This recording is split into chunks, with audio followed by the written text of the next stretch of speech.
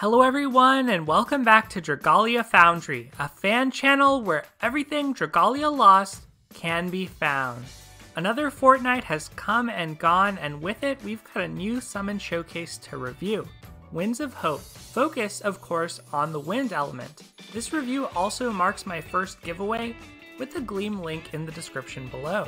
You can win a $10 iOS or Google Play gift card, region free, so be sure to check it out. I'll run the contest for 1 week after this video posts. I also recently uploaded an explainer on summoning math, including many tips and best practices. It took a while to post, so be sure to check that out if you missed it. The advice in that video applies to any summon showcase, not just Winds of Hope, and it should help you make a more informed decision. Otherwise, like always, we'll be going through each and every Wyrmprint, dragon, and weapon featured on this new banner. Just to be clear, these are first impression reviews going off in-game descriptions and my knowledge of the game, based on data from the Gamepedia wiki. At the end of the video, I'll give my final verdict on whether you should summon and what my own plans are. Time codes are on screen now, and they're also listed below. Since we have a lot to discuss, let's get started. We begin with Wyrmprints. This time around, since a facility event is ongoing, all of the new Wyrmprints also have a third bonus ability, which makes accumulating event rewards easier. Note that this isn't necessary to finish the event, especially since the event Wyrmprint, Luis's Hobbies, also increases rewards. But these gacha prints can reduce your grind slightly. Up first is the 3-star focus Wyrmprint, Garuda's Feathers. Like most 3-star Wyrmprints, this falls into the sell for Eldwater eventually category. Keep it for the event if needed, and ditch it later on. Stats are identical to those of all 3-star defensive Wyrmprints, and the full HP equals defense ability isn't great. It only reduces the damage of the first hit you take, or a few hits per match with a healer. There are 2 higher rarity Wyrmprints with full HP equals defense, and both have more applications than Garuda's Feathers. Armorer's Aspirations at least grants some poison res, and Give Me Your Wounded is nice for healers thanks to its recovery potency. The only use I have found for full HP equals defense so far, however, is to tank High Midgard Stormer's first attack. Moving on to the first 4-star Wyrmprint, we have an existing one that's gotten a rate up, Sisters of the Anvil. And despite having some of my favorite artwork on any Wyrmprint, this one's a little hard to suggest. Strength double buff is an uncommon ability. The only other Wyrmprint with it is the 5-star Valiant Crown, which is generally better than Sisters of the Anvil thanks to its stats and it having skill damage up as well. Meanwhile, stun resistance is a defensive ability, and the percentage is lower than what you find on the defensive 4-star Wyrmprint Trove of Knowledge. Sisters of the Anvil's stats are balanced, but it's the lack of direction and focus that ultimately holds it back.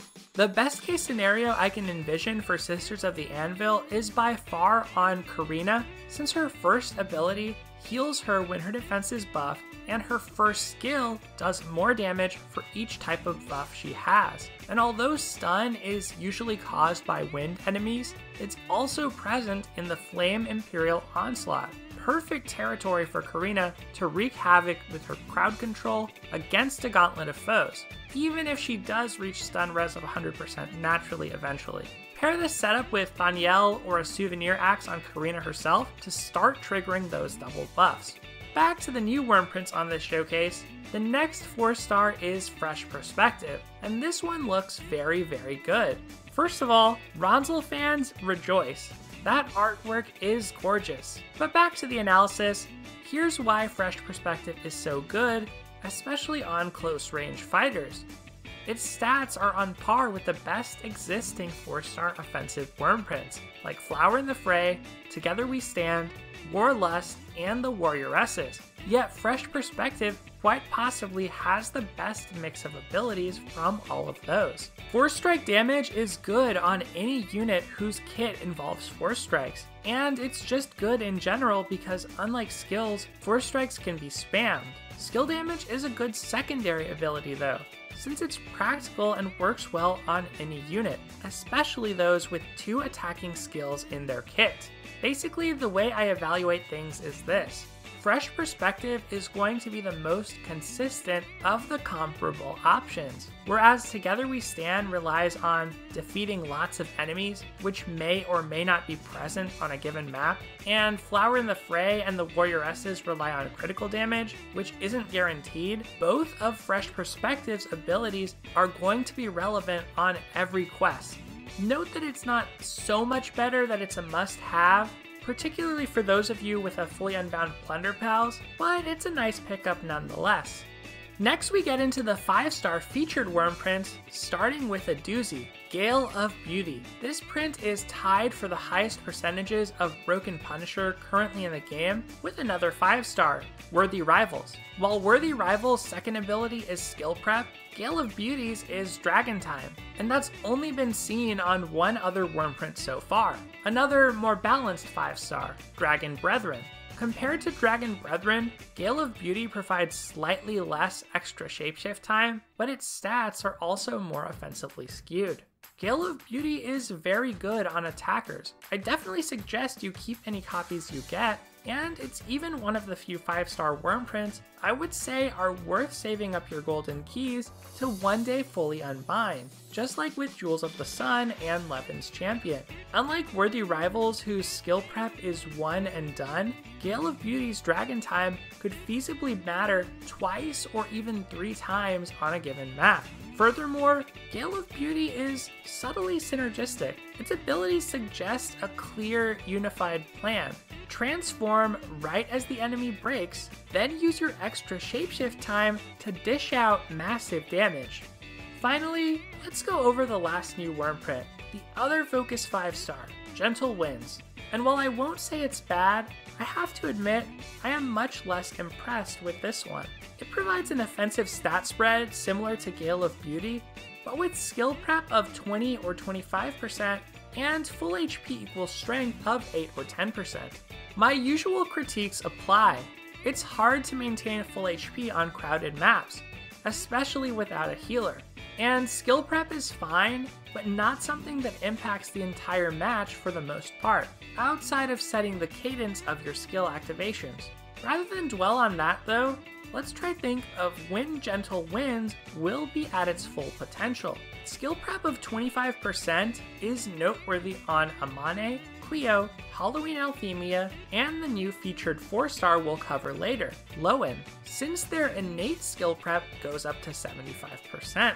All of those are ranged units, meaning they'll have a better chance of avoiding damage and keeping their HP at full for the second ability on Gentle Winds. Not only that, all of these units have skills that can heal their own HP. They're either healers or, in Amane's case, her second skill increases her max HP, then heals her on subsequent uses. Honestly, Amane is an especially good choice, since she utilizes the extra strength at full HP very well. So if one of those units is your favorite, I actually think Gentle Winds could be rather good. The only other way to achieve 25% skill prep is through the limited and more defensive print of Tricks and Treats. Otherwise, you're looking at a max of 20% from Worthy Rivals within the normal 5-star gacha pool. If it's just full HP equals strength you want though, not skill prep, you're likely better off with Evening of Luxury. Okay, and that's all I have to say about the Focus Wyrmprints on this showcase. Overall, every 4-star and 5-star has an application, even if some of them are pretty adventurer dependent. Not a bad showing whatsoever. Now we come to the 2 featured dragons, both wind element, one at 4-star and one at 5-star. The 4-star featured dragon is an existing one, Rock, who's quite capable for any wind attackers you might have. Outside of the 5-star Zephyr, Rock is as good as it gets for pure offense among all wind dragons, setting aside high Midgard Stormer too, of course. Added to this, Rock's skill has a chance of inflicting stun. Since the free dragon Sylvia from the Kindness and Captivity event focused on HP, not strength, Rock is still rather desirable even if you already have a fully unbound Sylvia or HP focused gacha dragon like Strabog. Rock's an upgrade over 3-star gacha dragons and Midgard Stormer, who's the next best pick for your wind aggro as an easily accessible free unit. And there really isn't much more to say. If you have a wind attacker you care to strengthen, Rock's a great get.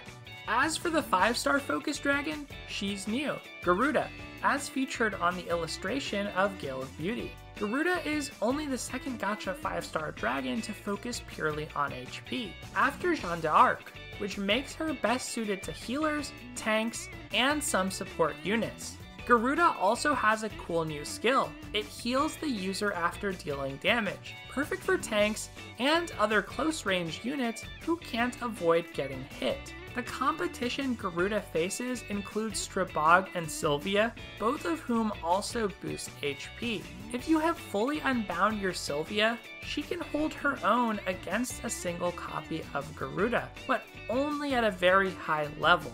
So in general, once you unbind Garuda with a Sunlight Stone or extra copy, she'll be a better choice and at a lower dragon fruit cost. But remember, Sylvia is free. Strabog provides stiffer competition, particularly once max unbound, since he provides a 45% boost to HP. But in general, Garuda will be a better choice for most players who do get her, since you're unlikely to have tons of Strabog laying around. One small limitation faced by Garuda is that there are only 2 wind healers and 2 wind tanks, namely Sophie and Lowen and Ronzel and Johanna, so not exactly the largest set of units who strongly desire a wind HP dragon. Nevertheless, Ronzel is a free unit everyone has, and probably one of the best free story characters, so he's a good user of Garuda, even if you lack other options. Overall, both of this banner's wind dragons are good, but it really comes down to your needs. In general, the Wind Dragon pool is one of the more saturated ones, especially following this banner's release. So if you already have a Rock or Zephyr, and you max unbound Sylvia last event, I would say these dragons don't provide a strong motivation to summon. And at last, we've come to the most exciting part of the video, new adventurers. This time around, the 3-star is Pietro, the 4-star is Lowen, and the 5-star is Luis, Lowen's big sister. Let's begin with Pietro. Continuing the tradition of off-element 3-star adventurers, Pietro is Water Element Axe Defender. And, well, Pietro doesn't seem too noteworthy. His skills are identical to Ronzel's, except inflicting water damage, and with lower thresholds on his shield. So if you've used Ronzel, you know exactly what you're in for. Pietro's resistance, meanwhile, is to blindness, unusual for a water unit for sure, but also not super relevant for any current maps. Probably the neatest ability Pietro has is his increased critical damage, since, as I understand it, axes have a higher base critical rate of 4% per attack, while other weapon types only have a 2% rate. If you really like Pietro, this is definitely the one unique thing to latch onto, since otherwise, Pietro looks fairly weak compared to the other water axes, especially the other water defender, Karina. If you want to push Pietro to his limits, I suggest leaning into the critical theme. A Wyrmprint like Levin's Champion, or a budget option like one with the Shadows, are good choices. From there, try a balanced dragon like Poliahu or Poseidon, since Pietro values the extra HP as a tank, but also needs some more attack, and there really aren't any great pure HP water dragons anyway. As for teammates, you really need a strong dagger user to boost critical rate, preferably a 5-star, but the only one of those is Ezolith, so Orsum or Luther would work best on a water team. And finally, just use the best weapon you have. Halfling's Broadaxe would most fit this build, since it increases users' critical damage, but unfortunately it doesn't lead into a water elemental axe, so you could also pick the Executioner Axe Strafe, which has another attacking skill. After Pietro, the next featured adventurer we'll be looking at is Lowen, a 4-star wind healer who wields a staff. Right away, Lowen stands out, because there's only one other wind healer in the game, the 3-star Sophie. And as a healer, Lowen is pretty darn good. Lowen isn't trying to be an attacking healer, and instead focuses on restoring HP and providing team support. His first skill heals team HP, and is the first in the game to reliably cure Bog, at least once you upgrade it within his mana circles. Lowen's second skill increases team defense for a limited time, and raises the entire team's max HP for the rest of the quest. Seeing this on a healer is great, since Lowen can follow up by healing his teammates to take advantage of that higher max HP. Not to mention, the amount of healing itself also scales with HP too. Do note, however, that there is a limit for max HP buffs. After that point, his skill will heal rather than increase max HP any further. Other than that, Lowen's skills do appear to charge fairly slowly, so skill prep up to 75% is a welcome sight. His second skill in particular is one you'd want to use early in a match, so Lowen's game plan is very clear: heal and increase team defense, and he gets even better at that role once promoted, allowing him to unlock an additional recovery potency ability. The question is whether, if you already have Sophie, Lowen is worth summoning for and using. And while Lowen looks better based on stats, co-ability, and kit, these two units can coexist somewhat, since Sophie has freeze res while Lowen has bog res. This makes Lowen more suitable to the current facility event, but means Sophie still has a niche, for now, on something like Water Imperial Onslaught. If you have Sophie, she'll probably suffice without you needing to pull for Lowen. Otherwise, you may want to pick up a wind healer, given how uncommon they are among all current units.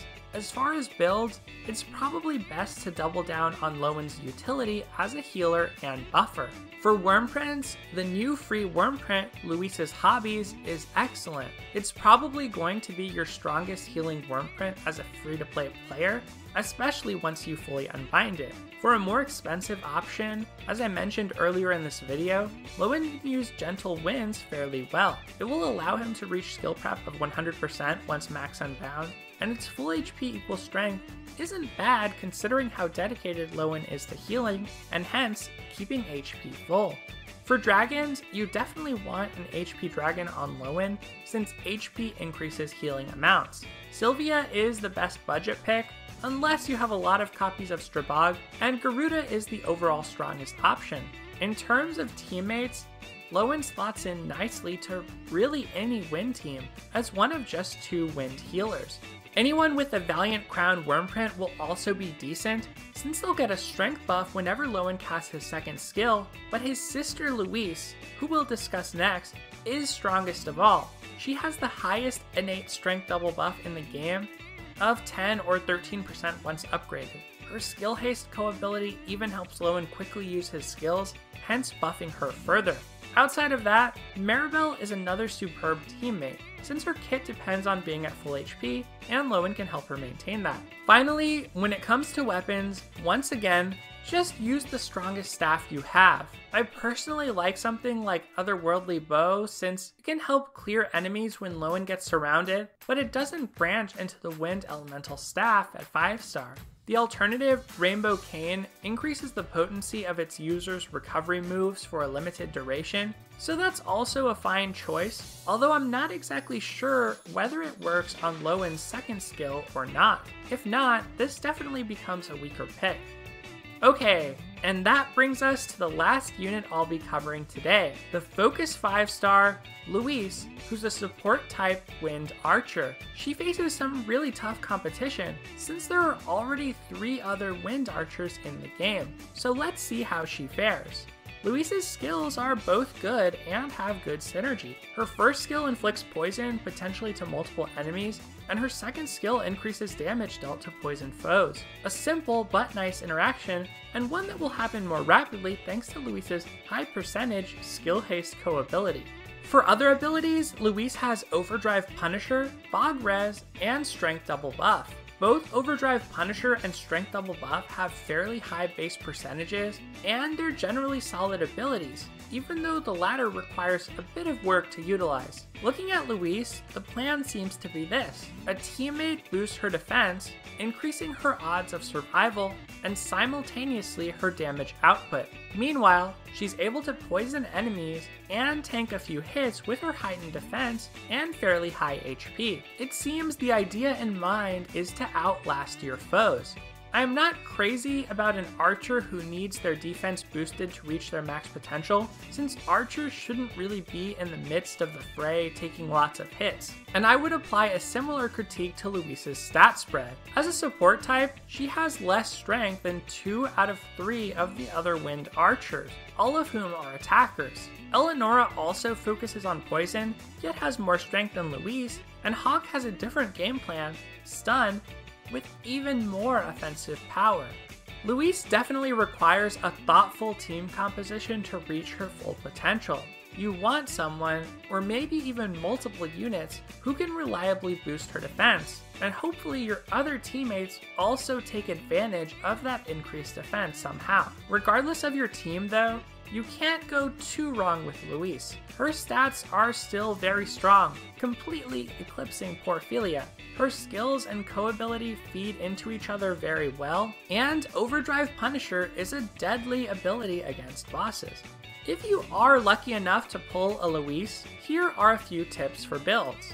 Use your Wyrmprint slot to increase her skill damage. That's the most reliable part of her kit, so a free option like Plunder Pals or a Gacha Wyrmprint like Valiant Crown, which also furthers her strength double buff plan, will work well. For dragons, I think Luis really wants to patch up her attack, more so than bolster her already high HP. That's why I like Rock or Zephyr the most on her. And for teammates, this should come as no surprise, but Lowen is an outstanding candidate thanks to his reliable defensive buff. This brother-sister duo was clearly designed to complement one another. Other than that, Eileen is another strong consideration. She's the only other unit who can increase team defense within the win pool. And I'm not sure on this, but if Eileen's buff time ability works across all teammates, that would be exceptionally good for Luis. But either way, Eileen's a great pick. Last up for weapons, it may not bear repeating, but once again, use what you got. This is yet another case where I'd prefer a damage dealing weapon skill like that of Star Chaser, yet the weapon which branches into the wind element at 5-star, Chimera's Guilt, provides a buff instead, this time to its user's critical rate. Alright, and that covers every Wyrmprint, Dragon, and Adventurer featured on this showcase. Now for the final verdict. Should you summon on this showcase, or skip it? Well, this time I think the answer is pretty clear. This showcase is probably a skip, or at the very least, a wait and see. The fact is, we're very close to a couple big winter holidays, Christmas and New Year's, which makes it hard to recommend summoning when a seasonal, limited time showcase could be on the way. We may even get data mined information or official reveals about those, just like we did with Halloween Fantasia, while the current showcase is still live. So if you can at least wait until toward the end of Winds of Hope, you should be able to make a more informed decision. I will spend a few moments talking about why you might want to summon here though, for those of you who are still interested and care less about seasonals. It all comes down to your current wind units in my opinion. If you have Eleonora or Hawk, you don't really need Luis, especially if you lack a reliable defense buffer like Eileen. If you already have Sophie, you don't really need Lowen, and if you already have Sylvia, you can probably pass on Garuda. If you do lack Sophie, or you lack any wind archers, or you miss Sylvia, then we're getting into the maybe territory when it comes to summoning.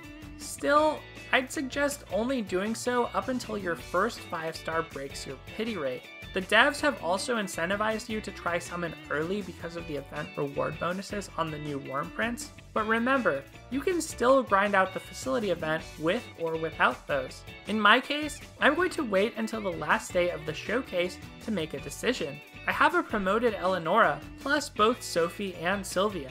I also have a level 100 Max Unbound Plunder Pals, which makes something like the Focus 4-star Fresh Perspective less exciting. The only things I really want are Rock and Gale of Beauty, and those really are wants, not needs.